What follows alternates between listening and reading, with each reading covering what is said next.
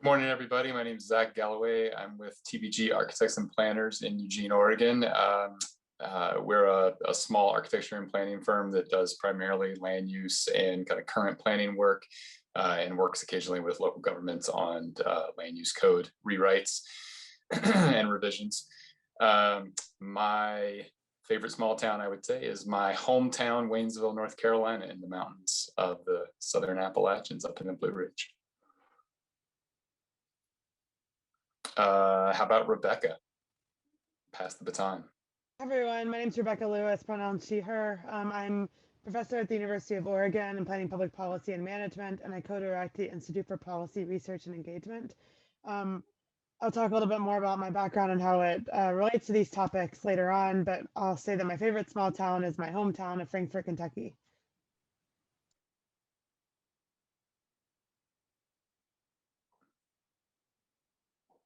I'll pass it off to Dana. All right, I'm Dana Nichols. I'm the planning manager for the city of Bandon. And I feel a little bit of pressure to choose the city I work for as my favorite city, but I'm actually going to go with Lambertville, New Jersey, which is very cool. It's a small town that has a bridge over to another adorable small town in Pennsylvania on the other side of a river.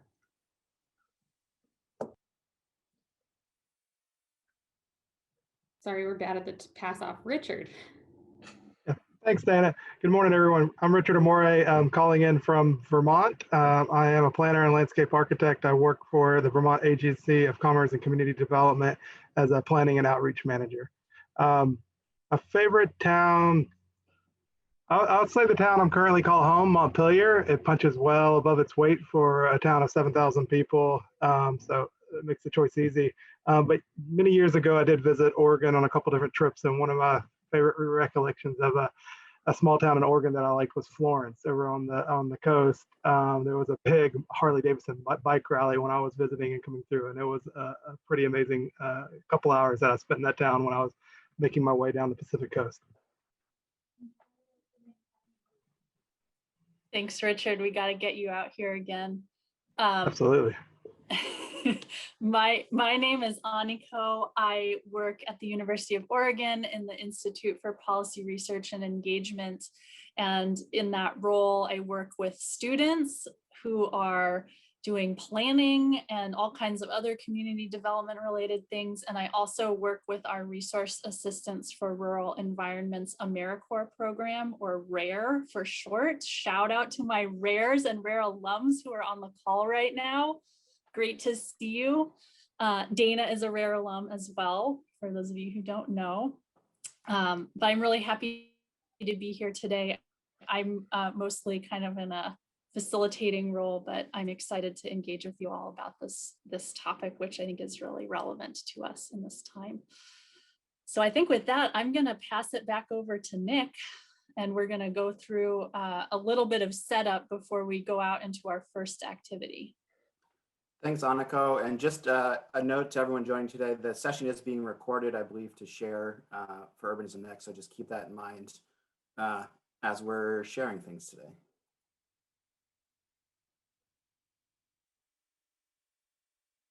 All right.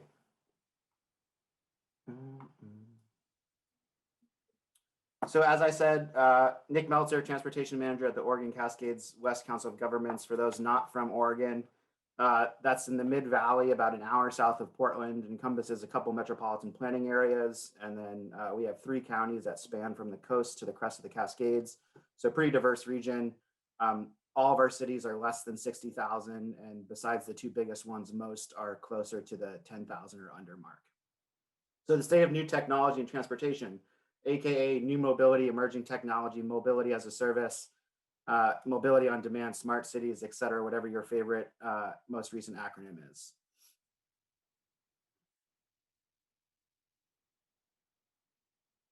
So what exactly is new mobility? Autonomous vehicles. We've got electric vehicles, micromobility to include scooters, bikes, electric bikes, bike share, shared mobility, and connected vehicles. And those last 2 are kind of more of a combination of the top 3. For today, we're just going to focus on kind of autonomous vehicles, electric vehicles, and micromobility. So autonomous vehicles are coming. or are they? So articles from the 1970s predicted widespread adoption by the year 2000. That did not come to fruition. Between 2016 and 2019, there were over 30 guides or policy documents published on new mobility from cities, transportation consultants, and research centers. There was really kind of a driving of the conversation at that time. And then in 2018, there was a lot of testing of autonomous vehicles happening, or semi-autonomous vehicles. And many folks may have heard about this. It was in the news that an Uber vehicle and its subsequent backup driver ran over a person who was crossing the road. And then between the, that in combination with kind of the previous administration kind of targeting more progressive cities in COVID-19, there's really been kind of a slowdown, I think, of cities having the ability to think strategically. And then we all remember scooters. So scooters were here, and then it felt like they were gone in a second. They had, this article shows cities were hesitant. We see that if you don't embrace scooters, then you're hesitant to innovation, which is maybe the case, or maybe it's, slightly more complicated than that. Everyone thought these were going to save us from the age of the car. And then we got bad press because bikes were being thrown away, scooters were being thrown away, scooters were blocking sidewalks. Really turned into a mixed bag. And then all of a sudden, scooters seem to just kind of disappear from the streets. And so, this kind of the question that I was thinking about as I was putting this together is, has our need for transportation changed? Or is it really just the way that we're getting from point A to point B? We still have a need to be around people. We still have a need to access services and goods. Cities have always been around, or cities have been around for a long time, close to 10,000 years, depending on which historical record you check. And we as people have that need to connect with others, buy things, share things. And so really it starts to become an issue of geometry. So if we have this need to be close to each other and we have this need to travel, then, what's the most efficient way to do it? And there's certainly more efficient ways, and then there's less efficient ways. And so thinking about that becomes important as we move through the discussion today. So what are we here to discuss? What's going to happen? When is it going to happen? Why do we care? And what can we do about it? And throughout the session, we're really going to focus on this Urbanism Next framework, which Aniko is linked in the participant workbook, but it kind of breaks down the impacts from new emerging technology, whatever you're talking about, the future of transportation, into these 5 separate genres. So what are autonomous vehicles? There's 5 levels of automation. They're listed here. And these can really vary in range. We're already seeing, one region I work in is the city of Corvallis, where Oregon State University is. I drove by there the other day, and there's all these little delivery robots shuffling along on the sidewalk, delivering food to people.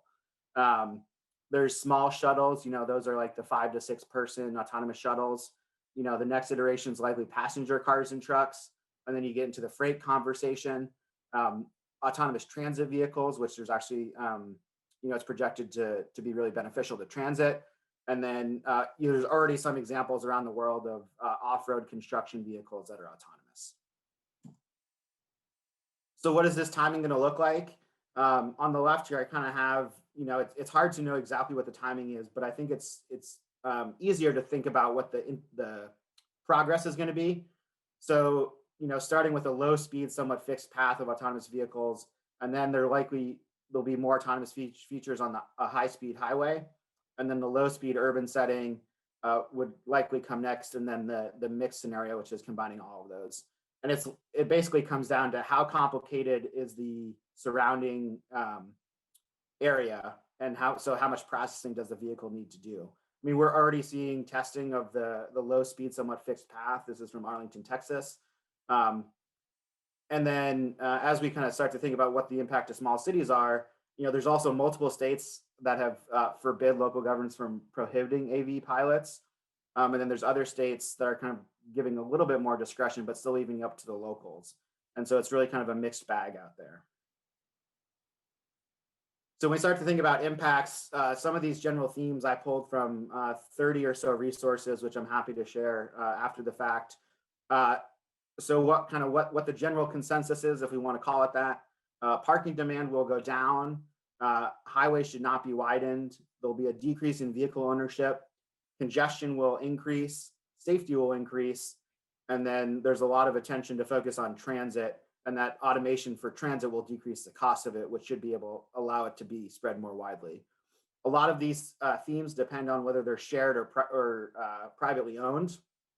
And then just something else to be aware of, transportation network companies are really setting the stage for AVs. That is their long-term goal, is to remove that driver, because then their profits will go up considerably. So I've got some prompt questions here, which folks can kind of think about as we move into the first activity. And then this just is a Fair and Peers think tank resource. You know, when you look at just kind of letting the free market let things happen, vehicle miles traveled go up, vehicle trips go up, transit trips go down. When you start to think about regulation, you get the opposite effect. And so that's really what we want to focus on today, is how do we kind of manage this in the right way, especially for small cities. So what are electric vehicles? The ones I mentioned before, you can have an electric and an autonomous vehicle. Everyone kind of predicts that'll be the ultimate future. These could be sidewalk robots. You know, there's already been news articles about Amazon using delivery drones to drop off packages in 2 hours. Electric vehicles can be on the smaller side, what we call micro-mobility, so scooters, bikes, those one-wheeled skateboard things you see people poking around town on. And then they can really transition into the larger vehicle format, so passenger cars and trucks, semi-trucks, and transit vehicles.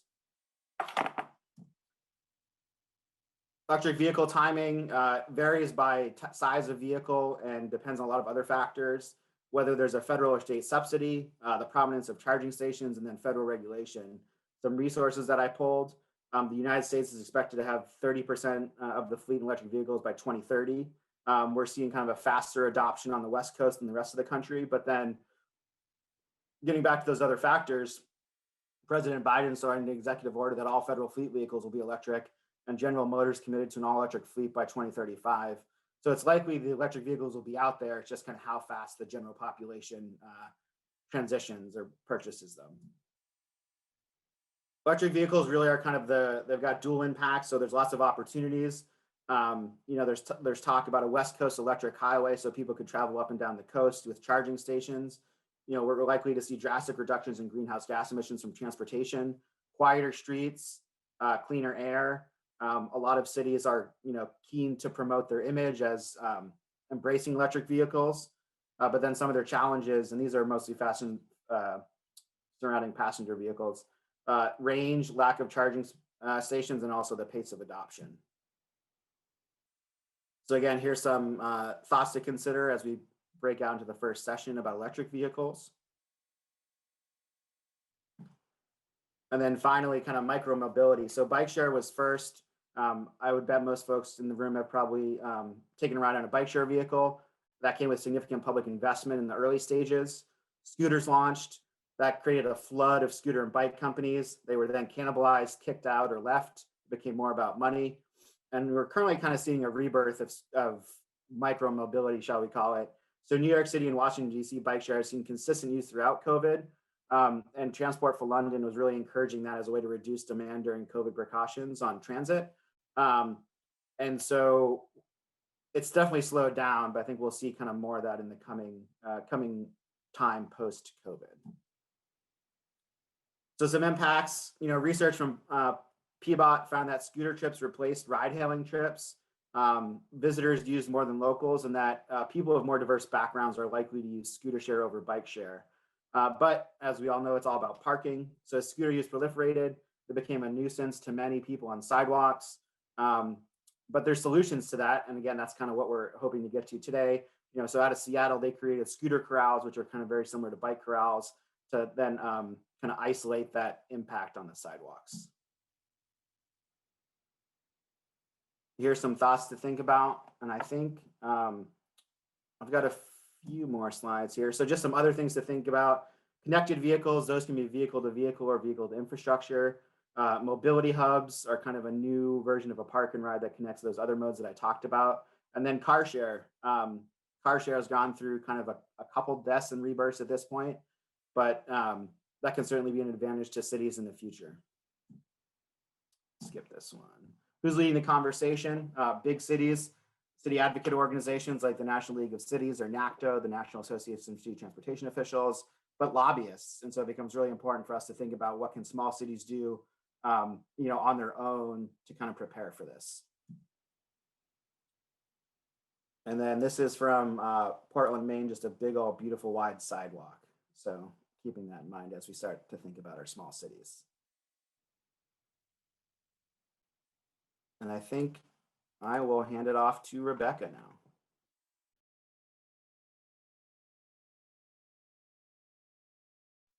Thank you, Nick. Everyone able to see my video okay? Okay, great. So I'm going to share this presentation with Dana, who is a planning director in a small town. And so she brings this perspective of really sort of thinking about what it looks like to be in a small city. My background and perspective, I work in Oregon and I work on land use and housing and transportation issues. And I've done several statewide surveys of our 241 cities.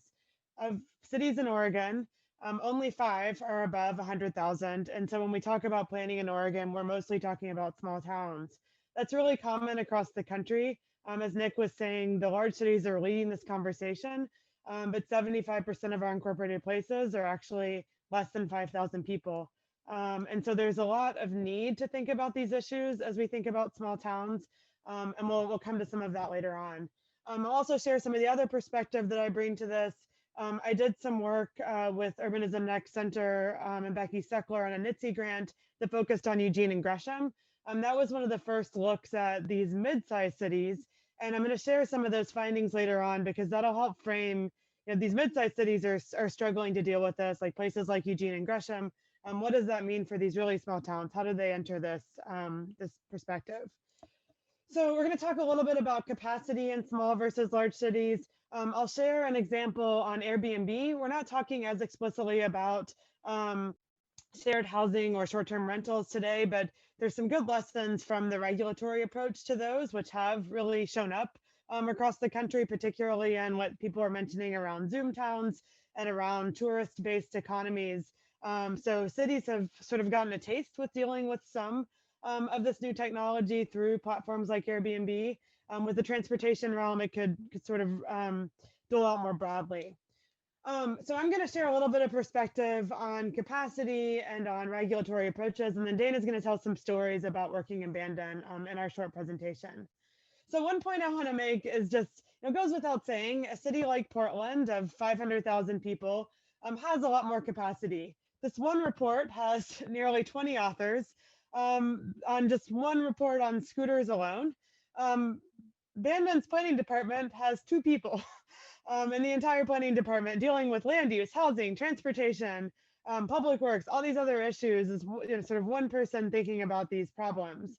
And so while big cities have the ability to set up really complicated regulatory approaches and to dedicate a lot of staff capacity, small cities don't necessarily have that luxury.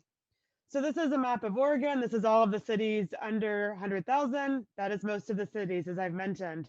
And so one point I want you to think about as we move beyond, what does it mean to be a small city close to Portland versus what does it mean to be a small city 200 miles from Portland, not near other cities? The small cities near Portland might have access to regional capacity through councils of government, but they still face challenges in regulation. And even Gresham, being right next to Portland, faced some of that in thinking about new mobility. When you're in a large city, you can throw your weight around. You can require that these companies play by your rules and do a lot of, sort of put a lot of regulations in place. That meant that Portland, would kick some of these providers out until the providers would play by their rules. That's not something that small cities necessarily have access to. And we'll talk about some of the opportunities for that later on as well. So I'm going to talk a little bit about Airbnb. That's some work that I've done more extensively across the state of Oregon. We did some work to just document how many Airbnbs existed across the state of Oregon with a former student, Sadie DiNatale, and Bob Parker from the Institute for Policy Research and Engagement. And so we looked at some of the descriptive data on Airbnbs across the state, and we looked at the different regulatory approaches that existed. One point I want to make here is that big cities and small cities alike really struggle to regulate these types of things. So Portland has really strong regulations You can only rent out an Airbnb if you live in the home and if you're renting it out for less than 90 days. But that alone, they still have 80% of the rentals are operating illegally. So even having strong regulations doesn't mean that they're enforced or doesn't mean that you can sort of get there. And on the right-hand side, the state in Oregon passed rules that required Airbnb to collect taxes. You can see the Airbnb is just ignoring that. Despite the state law, the taxes were not being collected a year after that bill had passed. So there's big challenges here and sort of getting these companies to play by the rule that affects cities of all sizes. I'm not going to go into great depth in this. I can share the resource and link later on. But one of the points here is that there's a broad menu of regulatory approaches. And it's really important to think about what regulations fit the capacity and the need within your city. Just yesterday, I was talking to some advocates and neighborhood organizations in unincorporated Lincoln County, who want to figure out how they regulate Airbnb within their communities. They have a sort of huge prevalence issue, but how do they make sure that their county commission gets on board and dedicates the resource to actually enforce some of these laws? So there's a broad range of different things that can be done using zoning codes, using permits, defining these things in statute, and Zach will talk about some of these options later on. So this is the robot in Corvallis. See it sharing the sidewalk with a person. Corvallis has some really interesting history. They put in place some regulations to not allow scooters or to sort of discourage scooters, but they allow these delivery robots, which is kind of fascinating. Corvallis is a city of about 50,000. So it fits within our framework, and you're seeing this technology deployed within these cities. On the project I mentioned earlier through NITSE, we did some looking at the national policies and some of the sort of specific recommendations for medium-sized cities. So in national policies, looking at this sort of scan of all these different new mobility playbooks in large cities like Seattle and others, despite the fact that they're much different than these small cities, there are some similarities. For all of these places, they start with their community values and goals. They don't try to figure out how to accommodate the technology. They start with how does the technology suit our goals? There's an emphasis on coordinating with regional partners and trying to think about sort of how you work with communities nearby you. Developing data and privacy and management plans. These are some opportunities for best practices that we'll talk about later on. Tracking the impacts. Nick shared some research from Portland's scooter reports earlier. That's a good example of tracking the impacts. And then informing decision makers and public about the impacts. So, you know, allowing these things to exist, but then seeing the impact that they have on communities. Within the medium-sized cities, a couple things I want to point out here is that when we worked with Eugene and Gresham, one of the big things that came out of our focus groups and some of the research we did for them was that they didn't want to be first. They wanted to wait to see how other communities had responded to this technology before they went about adopting it. So Gresham was going to wait for Portland, Eugene was going to wait for Portland. They didn't want to be first in these games. There's also a big emphasis on educating elected officials and staff, making sure that they're up to date on the technology, just like these other communities, using values to drive decisions, getting out in front of the technology and updating regulations. So I'm going to shift over to Dana to talk about some stories around what it's like to be in a small city. But the couple things I want to close with here are sort of this notion that scooters are sort of being deployed in small cities. This is a news article out of Eastern North Carolina, out of the Outer Banks, but they're seeing scooters in those small towns. And the sort of counter to this is that even the large cities are having trouble regulating these things. So how do we think about recommendations that work for these small cities? With that, I'm going to pass it to Dana. Awesome, thank you. So as Rebecca said, in a small city, we have really limited resources. I would say we are not only understaffed, but under-resourced. So we spend a lot more of our time putting out fires than actually being innovative. Going back to like the Airbnb concept, we regulate pretty heavily. We're a tourist community at the city of Bandon. We regulate pretty heavily Airbnbs, and we probably overly regulate because we say you have to have an entire single family dwelling. You have to rent the entire house out. We haven't really thought about the concerns on equity. And we also operate a lot of times in reaction to NIMBYism. And I say that only because when we think about implementing new technology here, I think a lot of what we are going to consider are the folks who are saying, well, I'm really scared of that. I've never stayed in an Airbnb, or I've never taken a lift. I've never used a scooter. So I also want to point out too that a lot of times I come to these conferences and folks say, oh, fast, easy, cheap. Like, we want to do the quickest thing we can possibly do. And these are two examples of probably how not to do that. So these are both in Bandon. And so the picture on the left is our Tesla charging station. So Nick talked about that West Coast Superhighway. This is part of that idea. I just think it's really hilarious that it is parked right between our Dollar Tree and our Dollar General. So we have this really upscale charging station just in the middle of a random parking lot on the side of Highway 101. We didn't have any design standards. We didn't have any sort of like loading regulations. And so this is what you get when that happens. On the right side of the screen is a picture of an EV charging station at City Hall that was also put in probably with a great effort to meet the demand of the electric vehicle fleet. However, it was installed incorrectly and doesn't charge people all the time. So fast, easy, cheap is not always the way to go. But I do think there's an opportunity here to incorporate more technology and sort of electrifying things. Small towns really struggle, or small cities can sometimes struggle to have a public transportation network that works for them. I think adding in Lyft and Uber, as well as scooters, can be an opportunity to sort of fix or fill in the gap there where a public transit system can't work. I would also say there's a massive need for model code. So I do what I like to call R&D, which is rip off and duplicate. I don't have time or staff to be able to craft genius ordinances that cover everything that we should be covering. So a lot of times in small cities, I think we're looking to other folks, like Rebecca said, we're waiting for Portland, but we're probably waiting for smaller cities like Eugene to implement, to sort of see what the issues and opportunities are going to be at the smaller level. And then I would also say that in a small city, we have a pretty limited legal retainer. So a lot of times we're not trying to do the most innovative thing.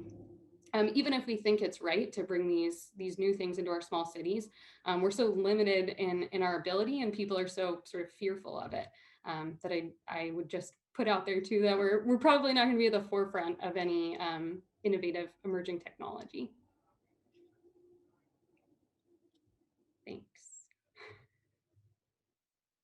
I think now we'll pass it back to Aniko, who will help us get organized in our next activity. Awesome. Thank you. I hope that was nice grounding information for everybody. So I know a couple of people joined during the presentations, so I'm reposting the link to our workbook for the day. So if you click on that, it will tell you everything you need to know for what's next. And I'm going to share my screen in case anybody is having trouble accessing it or is taking a while to access it. So again, right, this is just so you know that our agenda for the day is on the first page. So we've gone through welcome and introductions. We've heard a little bit of grounding in new technology in cities. And now we want to move into our first activity, which is getting all of you to start thinking about, where do you see new technology most affecting your communities? So what I'm going to ask everybody to do now is to either click on this activity 1 or scroll down through the document until you come to activity 1. I'm going to put everybody in breakout groups, and what I need you to do is make note of what group you're in, 1, 2, 3, or 4, And then in this document, you're going to click on your group's space, and that's going to take you down to your workspace for your group. Your facilitator will lead you through that if you're having any issues. When we're in groups, what we really want to do, as I said before, is explore where do you see new technology most affecting your communities. We have a whole bunch of resources here if you're having a little bit of trouble thinking about what that means or where to start. We've got the Urbanism Next framework, which has the land use, urban design, building design, transportation, real estate. And those are really the categories we're trying to think about new technology opportunities and challenges within. So if you're able to kind of put your notes within these 5 categories, that's great. If it doesn't really fit, that's okay too. We've got links to the slides here that you just heard from Nick and Rebecca. So if you want to go back and look at some of the prompting questions that Nick asked or some of the commentary that Dana and Rebecca had, that's a great place. And then we have listed here a bunch of sort of playbooks or overviews about this idea of new technology. Most of these are focused on bigger cities. And what we're hoping is that the ideas that are sort of moving around the space in bigger cities, you all can think about how does that translate to a smaller community. All right, any questions about that before I open breakout rooms? All right, I'm going to open the rooms. Some of you may not be put into a room automatically because you joined a little late, so I may do some rearranging around after they're open, but we're going to have 15 minutes in our small groups to think about these activities.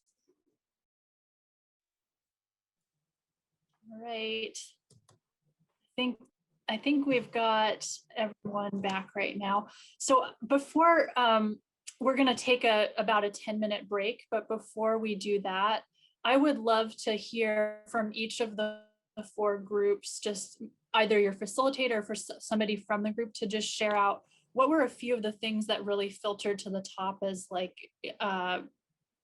things that you really latched onto in the conversation that sort of there was a lot of energy and interest around. Let's start with Richard's group. What were some things that filtered to the top for you?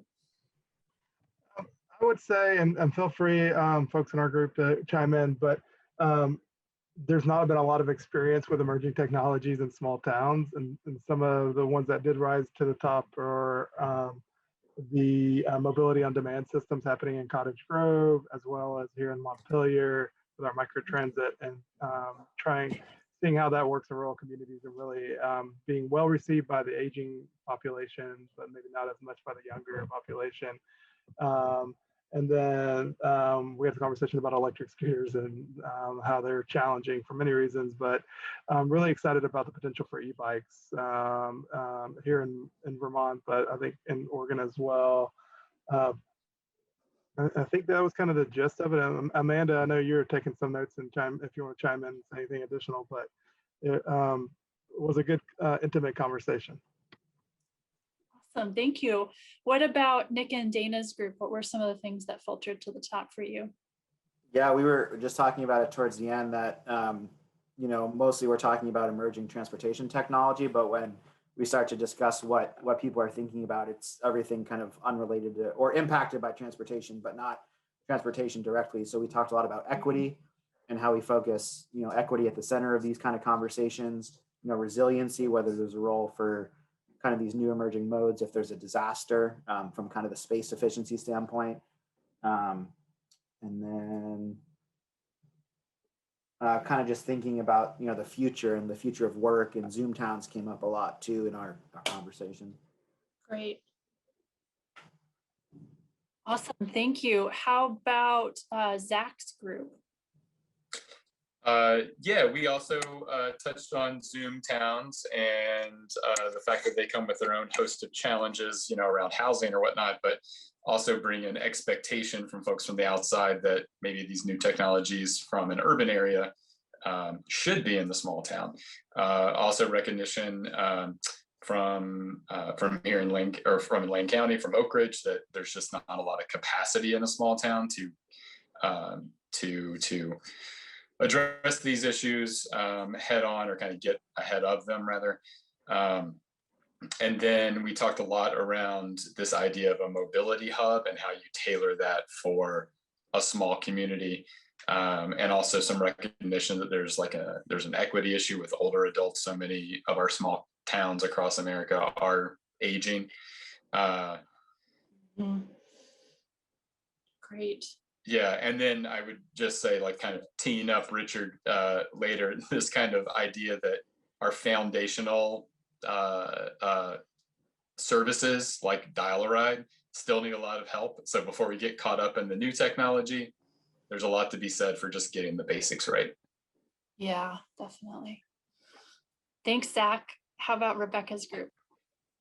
Yeah, so I'd say that the place our conversation went that I think we kept coming back to was design, which is kind of interesting in terms of thinking about design standards in different communities, and how we integrate new technology and how we sort of avoid compromising design standards. Along that same vein, we also talked about kind of Zoom towns and the demand for living in certain places and what that means for land use and real estate. And then the other couple things that came out, it's easy to copy what other communities have done, but it's harder to tailor it for communities. So thinking about model codes and how they can be flexible and adaptive, as well as thinking about, in sort of going back to a design issue, flexibility and dual purpose of spaces to be sort of, not specific to one type of technology, but being able to adapt for different types of technology and not being sort of overcommitted to one style of infrastructure. Great. Wonderful. Well, thank you all for doing that sort of initial brainstorm. So what we're going to do with the ideas you came up with now is just based on that list, we'll kind of filter a couple to the top that in the second activity, we'll really dive into talking about, for Zoom towns, maybe what are some important strategies that small communities should be thinking about in terms of that. So that'll come in a minute, but right now we want to give everybody a break. So let's see, it's 10:02, so we'll come back at 10:12. Feel free to just turn your video off, turn your sound off, and we'll see you at 10:12.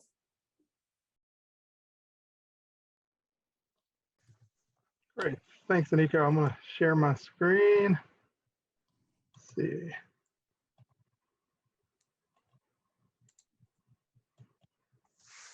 Can you guys see the screen now? Great. Great. Well, good morning or good afternoon for me over here on the East Coast. Good to be back, and thanks for joining us today.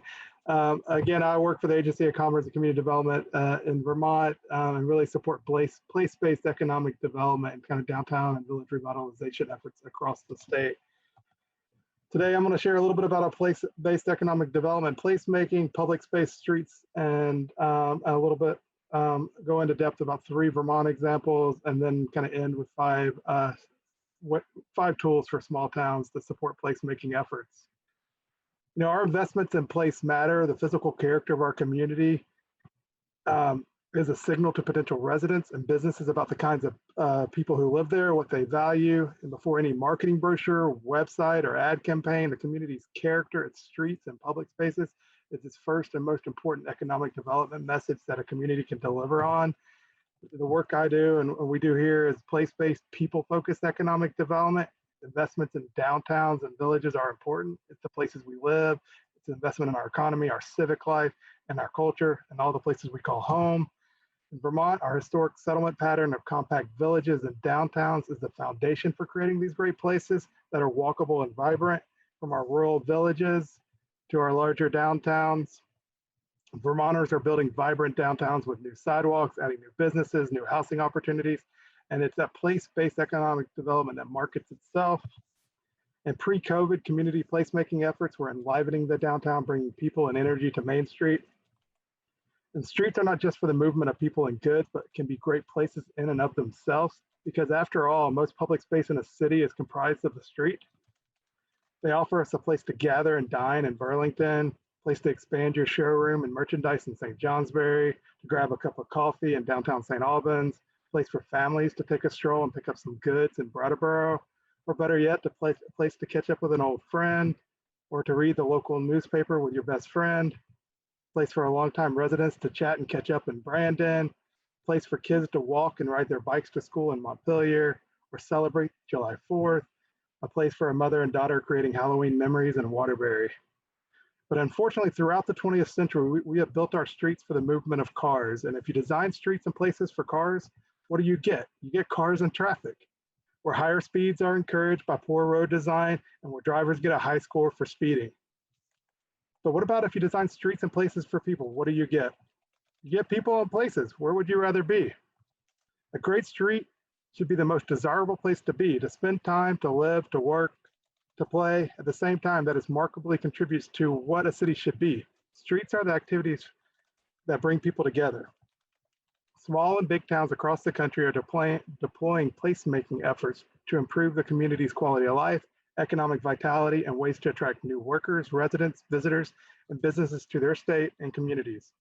These small and big investments in public spaces, streets, and downtowns matter because place matters, because people matter, and place determines people's health, wealth, and happiness more than anything else.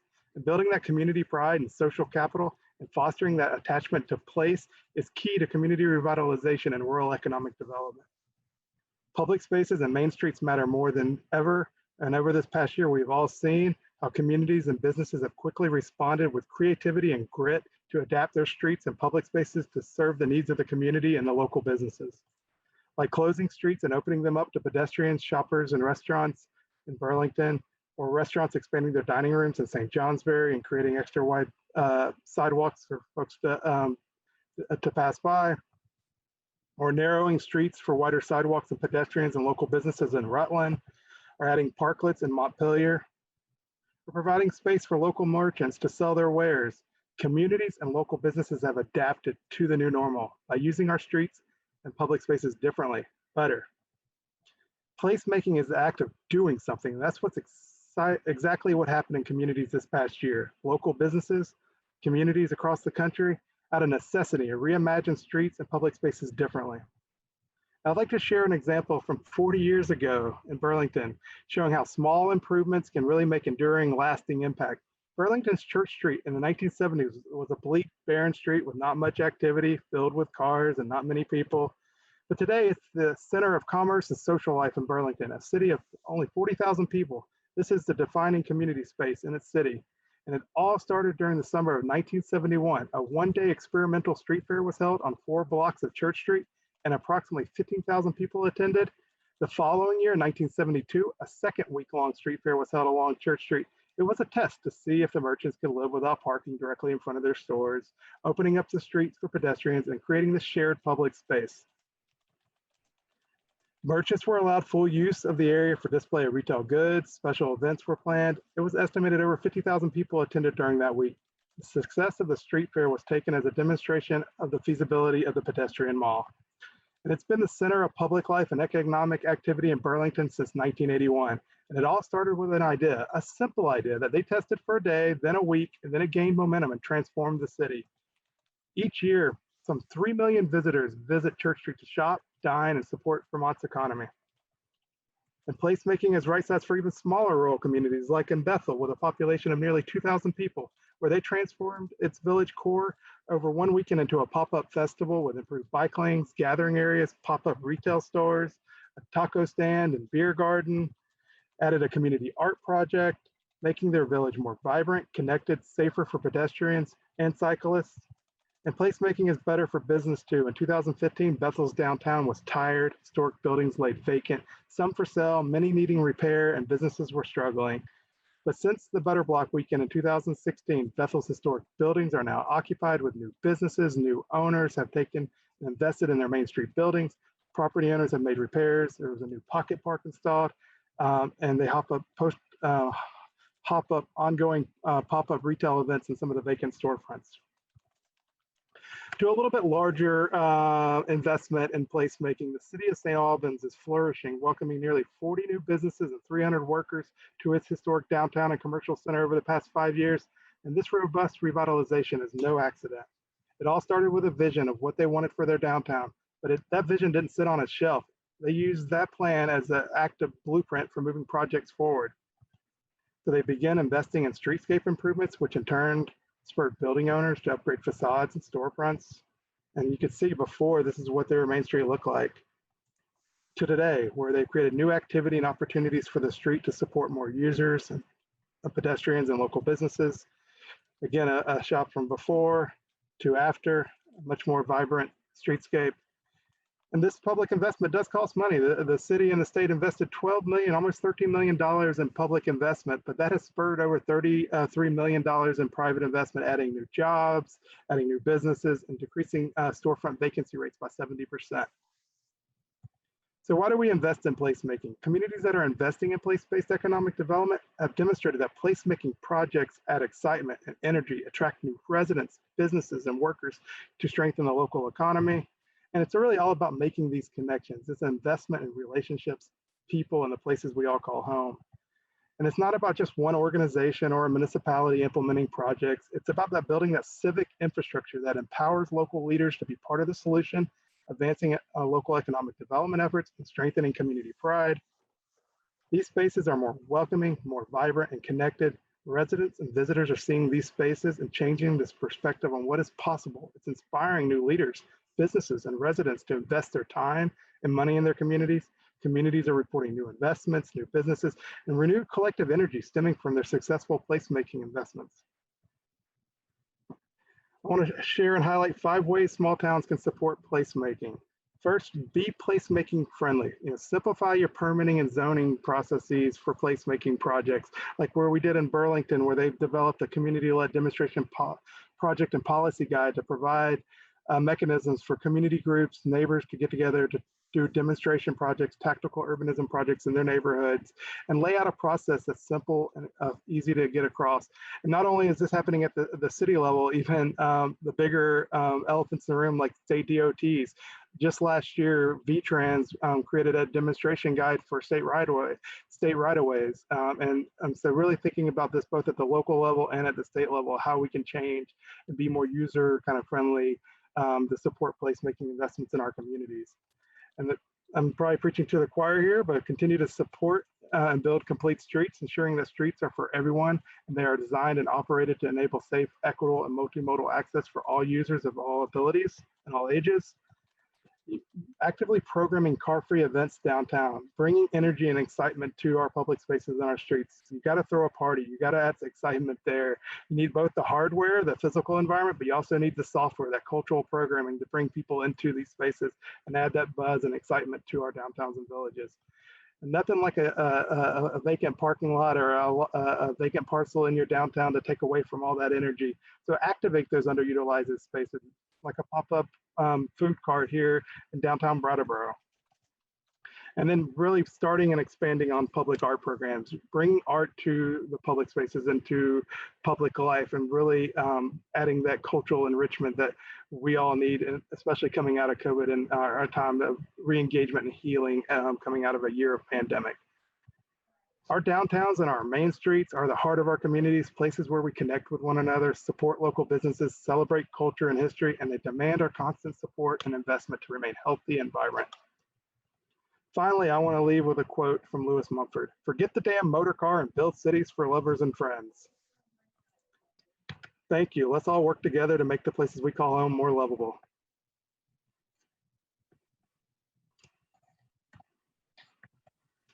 All right. While Richard's swapping the slides, just to note that that was a true pop-up wedding in the downtown streets of Montpelier by one of Richard's old coworkers. That's wonderful. Hey, thanks a lot, Richard. I think it's now my chance. Yeah, I should have kept sharing screen. Sorry. That's all right. So my chance now to kind of take the important visions that you've seen from Richard and translate those into kind of local implementation strategies. As you've seen, like what the public sector does really matters. Working with the community, identifying those community values, translating that into visions, and eventually, plans and actionable items. My background is in the public sector. I now work in the private sector. And it's our hope that in going through just a handful of slides here, we can kind of seed a few ideas that'll set you up for the second activity as we head into that. So let's go to the next slide and check out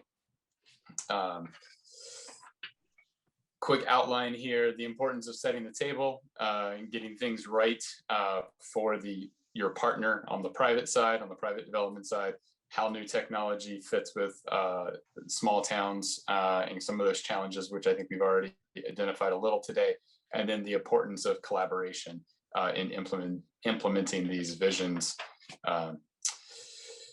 So setting the table.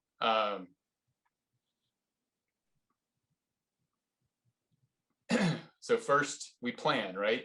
The importance of the plan, it shouldn't be lost on anyone.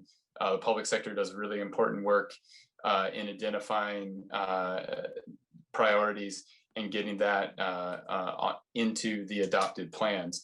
On the private side, and even in the public, what I've seen is, next slide, is the challenge in kind of taking these beautiful visions on the left, translating those into meaningful policies, implementing ordinances, making sure that those are aligned, making sure that whenever the private development community walks in the door, they are actually moving you, advancing you to where you want to be as a community.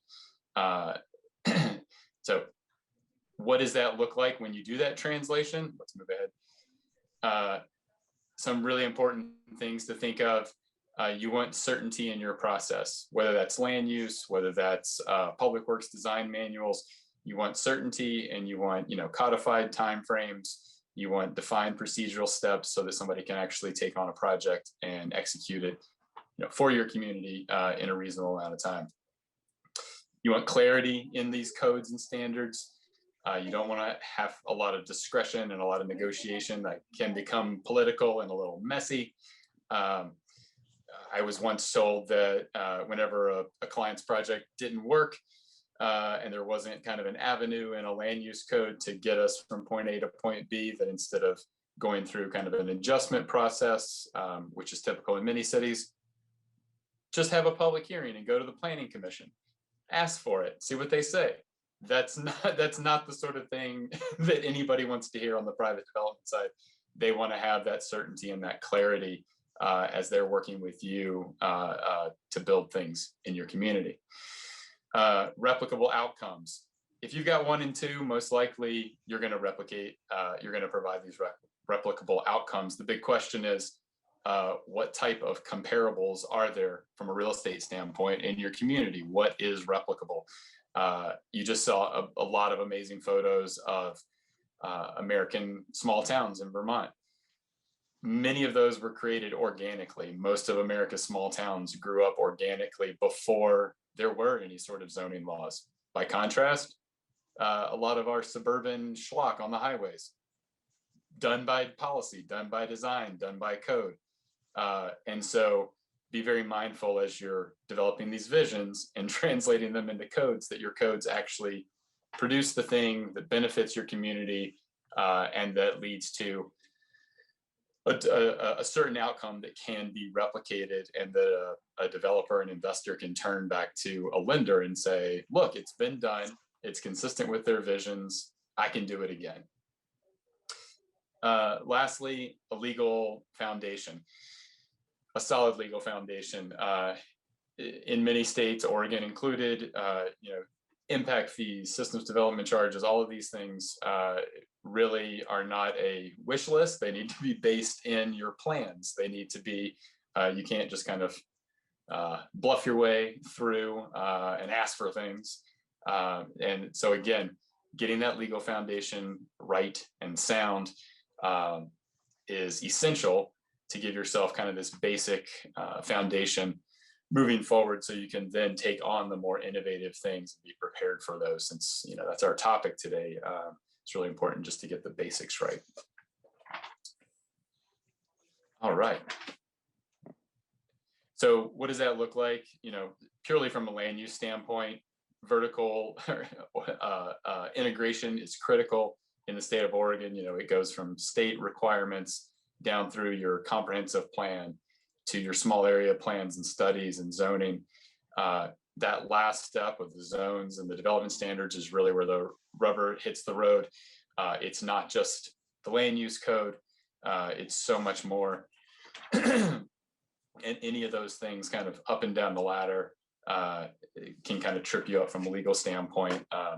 And if, for example, your vision may look like what you just saw from Richard in Vermont, but if your code is not integrated in that way, you could get, the sea of asphalt and the next kind of cookie cutter corporate chain that pops up, because that's what the development community knows. There's certainty, they can get the lending based on comps in your community. So again, vertical integration is going to be critical. How does all this tie into new technology? Well, much of it is about establishing a local track record. And from what we heard, at least in my group, and then in our summary from activity 1, the local track record in a lot of small communities is non-existent. There isn't one. And so the private development community is going to be a little leery of incorporating these new technologies until there is a real defined track record. You heard Nick's comments about the scooters, how they were there, then they disappeared, then they became a maintenance issue. We heard something similar in my small group in a small town outside of Reno. So in the same way that small towns may be late adopters, I think the development community, in my experience, is also leery of kind of taking the risk, because there's already so much financial risk of just getting a building off the ground and buying real estate and that sort of thing, or renovating historic structures, that embracing and taking on the new technology is just another level of uncertainty. And so if I put my public sector hat back on from years past, the question then becomes, how do you how do you dispense with the uncertainty, and how do you assist and partner with the private folks? And then lastly, this is just kind of a reminder. I've had these conversations when I was in local government. The local government and the development community oftentimes has these kind of miscommunications, and I feel like a lot of it is around the fact that they have different clocks, right? A public sector planner is looking at what's the best outcome for their community 30 years down the road, 50 years down the road. The development community is looking for return on investment in like 3 to 5 year increments oftentimes. So again, how do you meet in the middle? How do you codify your visions? How do you build partnerships? Those are all essential to kind of overcoming this this disconnect in having a different clock. And so lastly, collaboration. The importance here in public and private, working together to make sure that your community's values and visions are actually, articulated in a code that can be legally defensible, and also is something that the development community can build. You heard it earlier, local governments are strapped. There's lack of capacity to take on this new technology, and yet in many ways the planner in a small town or in a city of any size is the futurist. They may be the only person in the organization who's forward or kind of thinking of these future ready concepts. And so in many ways you're the information holder, helping the larger community prepare for this. Getting the basics right, we've covered this, but it's just essential. Your comp plans, your codes, your public works standards, everything needs to be integrated. I'm sure we've all seen amazing architectural projects in different cities with tiny narrow sidewalks in front of a 5-lane street or road, or is it a state highway? It just doesn't mesh, and it can kind of ruin the private investment if the public investment, doesn't mesh and the context isn't right. And so having those things integrated is essential, and it's not. And so the partnerships become very critical. you can't regulate things into existence. You can't zone things into existence. Oftentimes you need to model the way. Dana shared some great examples where the city of Bandon tried to model the way, install electric charging stations to show people these were viable, to show that there was a market, presumably. Those are the sorts of small steps that are essential to show the private development community should also be taking on what the public is. So there's that's one way that you can kind of reduce the risk and not try to kind of get these things out through exactions, let's say, where there may be a tenuous legal connection. Lastly, using the right tools. My background's in land use, in urban design. Some of your backgrounds are in transportation. Oftentimes in the state of Oregon, just for context, for those who aren't working in Oregon, planning means land use in the state of Oregon. And so that's 40 years of history going back to the 70s and the creation of a lot of state law around our land use practices. I think that permeates the thinking. It encourages people to think that any problem can be solved through land use controls. And so I guess kind of as a closing thought, make sure you're using the right tools. Just not every solution is going to be found in your land use code. Not everything can be fixed with the zoning code. Build those partnerships with your city attorney's office. Figure out how you can safely take some risk on the public side. Figure out, to Richard's point, how you can roll back and have kind of a lean code in certain areas to allow cool temporary things to happen to demonstrate what the possibilities are. Collaborate with your public works director. Do you have street standards at all? Are they based on kind of rural highway development mentality, just a arterial and a collector and a local street we don't even think about? Or is it more nuanced, and is it setting you up to implement your community's values? Those are getting out of the silos of local government. There's also importance in building those partnerships with folks in your local community. I used to work in Florida. We were confused as to why a particular developer had a really hard time building a handful of 2-story, 3-story walk-up infill projects. We hosted a roundtable, met with some local lenders, local banks, and they said, we'd be happy to invest in this. We know the context, we know these neighborhoods, we know what people want. It turned out that some of the national lenders were looking at national comps in this very, Florida, not surprising, a very suburban location. And so they weren't as willing to make that lending risk. So again, planners can do a lot more than just land use control. There's a lot of different mechanisms, levers, tools out there.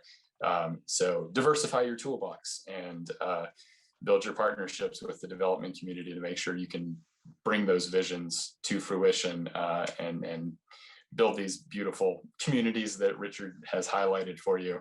I think in many ways, it will help assure that the new technology is serving the community that you want to be in the next 50 years. So thank you. I think that wraps us up and prepares us for activity 2. Thanks, Zach and Richard. That was really fun to see the towns in Vermont and then hear more about what that looks like on the back end. So I'm sharing the workbook again for those who are new, who haven't seen it before. This is where all of our activities live for today. And while you folks are getting that open, I'm going to share my screen and explain what's going on next. So if you scroll down, or if you're at the top of the workbook and you want to click on activity 2, it'll take you straight here. It looks like it's on page 15 right now, the participant workbook. So this is our time to really dive into what strategies should we be considering that can both leverage and help us manage new technology in smaller communities. So based on the discussions you had earlier, we've come up with sort of 3 main areas of interest that came out. So the first is around design standards. And I think the idea there is how, for people who want to go into this group, really thinking about what do we want our communities to look like in the future, and what are some of the steps that we need to take to set ourselves up for success there. So if you're interested in that, you can go into that room with Richard and Zach. Another thing that we heard was this idea of Zoom towns on the future of work. Now that we're all have experienced a year of being online, we realize we can do this. It's maybe making some people rethink where they want to live and how they want to work. And that has potentially big impacts for our smaller communities. So if that's something you're interested in thinking about, you can go in this room with Rebecca. And then finally, you all talked a lot about various transportation, new mobility transportation, things that are coming up now and how to manage that. So if that's something that's of interest to you to really do a deeper dive in on, you can join that room with Nick.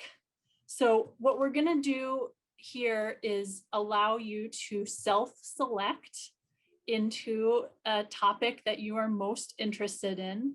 So I'm gonna open the Zoom rooms, and if you are somebody who can't join a room by yourself, don't worry, just hang out and I'll put you where you want to go. We're gonna have 30 minutes for this sort of deep work brainstorming activity in your groups. And I just say, try to maybe distribute yourselves more or less evenly between these groups when I open them up, which I'm going to do right now. Any questions, I guess, actually, before I open them? Not seeing any, so I'm going to go ahead and pop them open. And please let me know if you can't join yourself.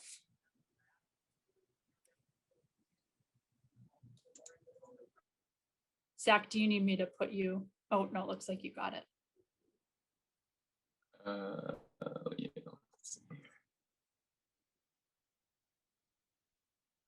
I'll just put you in it. Oh, no, we got it. Can you do it, Richard, or do you need me to put you somewhere? Yeah, can you put me somewhere? I don't see where to click on it. No worries.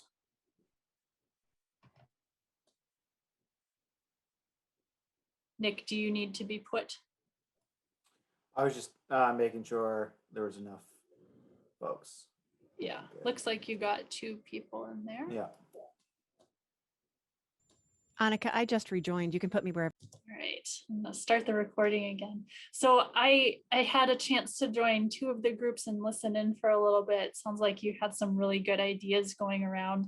We wanted to use the last portion of our time just to do some sharing across groups, and then also maybe questions that you have that our panelists might be able to answer, or that you collectively might be able to answer. So I think maybe a good place to start would be just hearing from each group what were some of the things that filtered to the top for you that you think the rest of the folks here would be interested in hearing about. So I'll go ahead and start with our design standards group. What were some of the things that came up for you that you thought were particularly interesting? Yeah, we had a great conversation. It was a small group, but really looking at how we can be equitable in our development codes and the rollout of new technology, and make sure it's done in an equitable way. Was a kind of consistent theme that we had in our conversation.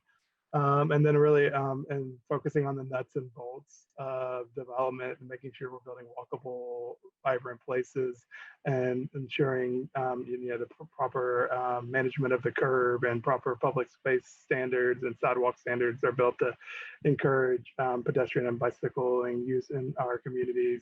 And then building off of that and start incorporating emerging technologies in rural small towns. And Zach, feel free to chime in. I know you were taking more notes than I was facilitating the conversation.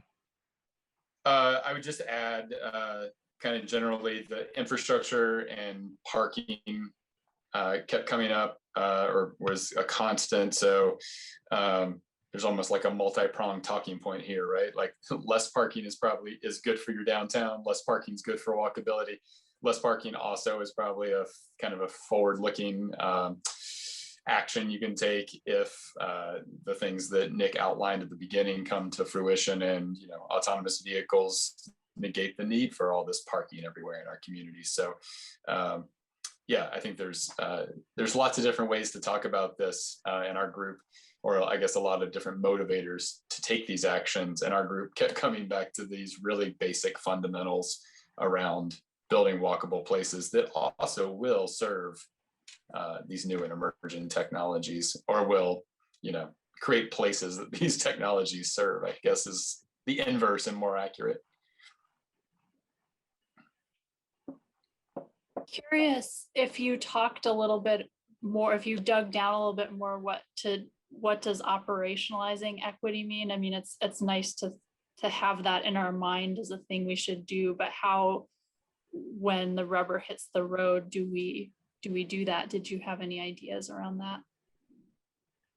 We didn't get into that level of depth about operationalizing it, but I believe it comes down to the fundamentals, making sure there is a walkable infrastructure in place, as well as transit access, and building off of that. I mean, you got to have those things running well before you can even think about, I think, adding emerging technology. And if you don't have your foundation right, everything will crumble. So it's almost like it's the place where you start thinking about it, instead of maybe going for the new shiny things. It's like, whoa, let's reel it back a little bit and make sure these fundamentals are in place, because those are the things that are going to affect everyone. Yeah, and being mindful and being careful of the privatization of public space in the public realm, because most emerging technology is being led by business and private enterprise. And so making sure those private enterprises are not taking away, but are adding to the downtown or the community that you're in, because that's a challenge, and they're very contested spaces. Our public spaces are limited. Most of them are allocated for transportation and cars. So making sure we allocate those in an equitable way and bringing private companies into the conversation has got to be done very carefully. Interesting. Any other thoughts from anyone on that point, or anything else that they brought up before?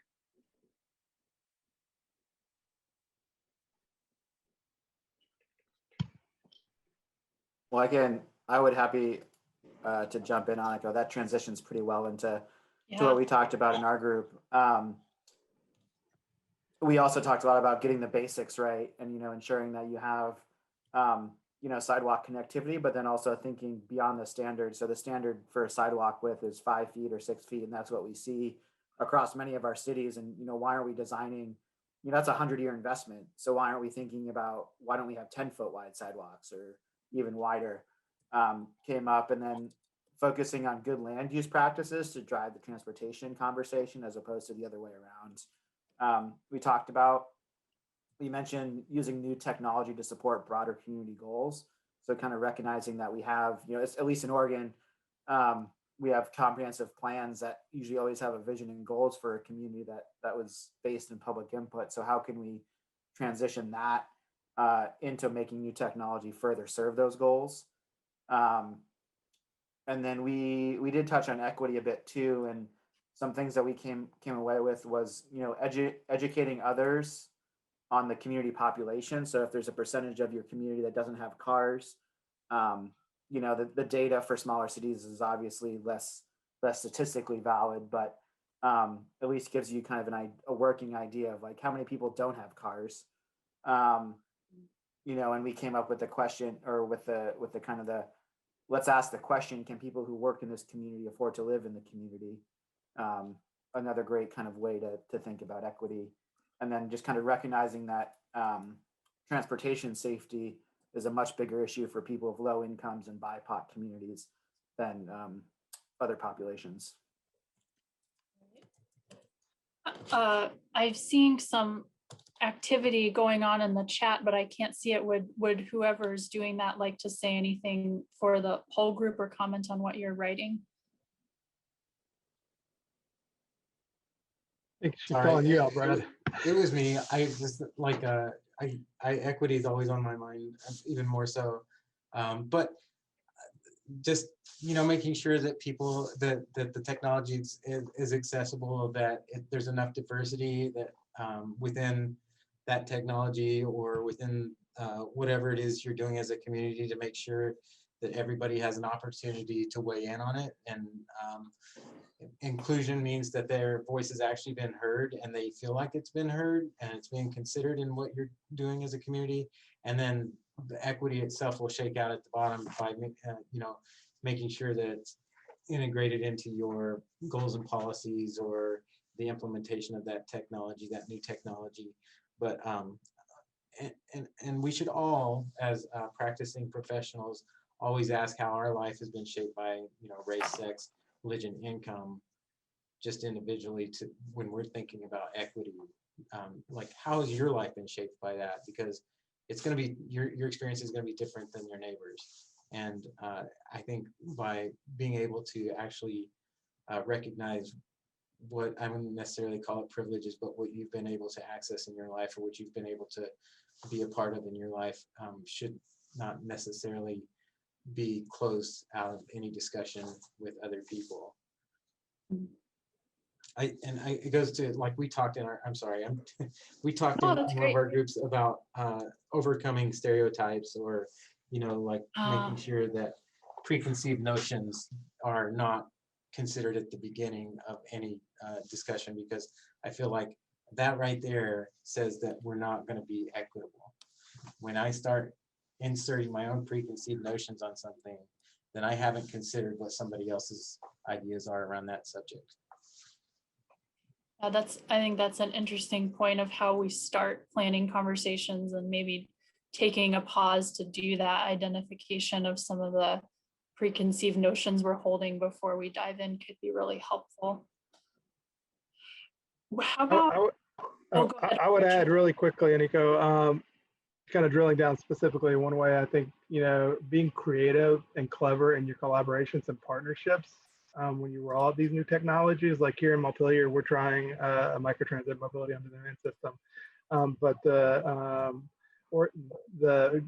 group that was leading that and the city made sure there was a partnership with a library in place. So there's a computer at the library in case you don't have a smartphone or you don't have access to a computer at your home. You can go to the library, and it's just one small step, and there should be much more, in play. But it's one small step to provide that resource to folks so they can access the technology and use the mobility on demand from public resources. So not rolling things out without providing the adequate support mechanisms in place, I think, is a key thing we need to do when we roll out new technology in an equitable way. And I would also add, as a person that works in equity, think of partnering with people who are already doing the equity work. I mean, there's a lot of it already done, and the key is how do you develop effective partnerships, and that probably helps impact a broader range of people, I think. So. Yeah, for sure. I think that's a really important point. There's many people who are already thinking about this, and if we haven't before, maybe our first step should be to go talk to people who have been really steeped in it. So I can pick up from here, and I'll keep it fairly brief given what time we're at. We were circling back to equity at the end of our conversation. We were focused on Zoom towns, and one of the big things that kind of wove its way throughout our conversation was this sort of issue of communities that want to attract growth because they're sort of in an economic place that growth is something that they want, and so Zoom towns perhaps give an economic development opportunity versus communities that have already sort of seen intense pressure, and how the policies and strategies differ between those things. But as the communities that are trying to attract growth consider this conversation, they need to be really cognizant and balance the needs of the community versus the existing residents. So balancing the needs from newcomers to existing residents. More specifically on our strategies, our group was a really great mix of people who have been really hands-on with this work, and so they had some really great examples of changing their codes to make co-working more available within their communities. To Richard's point around the library and internet, people in rural areas not having access to internet, and so having to come to town to do a lot of their work. And so Cottage Grove had a co-working space that opened up during the pandemic in response to that. And that's really fascinating. It's not something you often think about with really small towns, but it's something that's becoming more important. And so the regulatory approach becomes important for getting the sort of pieces right to facilitate that and remove the barriers to getting there. The other two big things we talked about, and there's more specific examples in the notes, but the housing issue is huge for communities that are, are already growing or already sort of at capacity, and communities that are trying to attract growth but maybe have lower quality housing. There's a need to think about how you attract developers there, how we think about workforce training in the trades to increase the number of developers available, how we think about improving the quality of the housing that's already there, as well as allowing new and different housing types. But all of this speaks to what we started our day with in terms of capacity issues. Small towns don't have the capacity to do all of this on their own. So looking to state grant programs like the Transportation and Growth Management Program in Oregon that can provide some resources for model codes or code updates for small communities, looking to regional partnerships, particularly focused on rural areas, and trying to think about sort of spreading out some of these talent or this work that needs to be done to get these pieces in place. Anything else anyone from our group would like to add? Okay, great, thanks. Wonderful. Well, I was taking some notes on what you were saying at the very end of our workbook document, but obviously everything you captured today is in the rest of it. So we were really looking to this as you all building a resource that you can go back to later on. So it's there for you. We hope you continue to use it. And I think with that, I'll maybe pass it back over to Nick or Rebecca to just kind of close us out. Sure. Well, thanks everyone for coming today. I think it was really fun to see how this worked. Even though it was in a remote setting, we would have liked to all be in a room together with you. We'll compile everything that we have. It's all linked in the Google workbook, but we'll make it a little bit more organized, and then we'll send it out to anyone who put their email in the first survey so you all can have it. I'm interested in continuing this conversation, so I may do it anyway, but if anyone else is looking to continue that conversation, please reach out to me. And then just thanks to the presenters today. So Rebecca, Aniko, Zach, Richard, and then Dana, who had to leave us, but it was fun to hear everyone's experience.